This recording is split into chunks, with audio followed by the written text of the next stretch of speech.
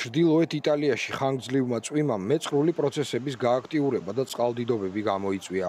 ქვეყნის ჩრდილოეთ და ცენტრალურ ნაწილში ძლიერი წვიმით გამოწვეული შედეგების გამო მეხანძრე მაშველებს 100-ზე მეტ შემთხვევაზე მოუწიათ რეაგირება.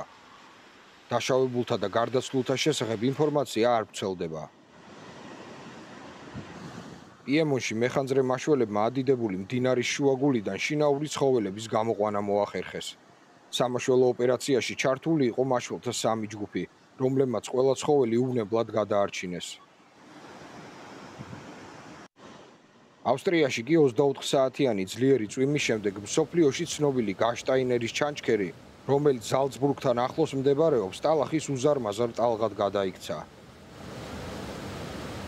ასევე დროგამოშვებით წვიმდა სლოვენიაშიც, განსაკუთრებით კი ლუბლიანასა და ზღვის სანაპიროზე.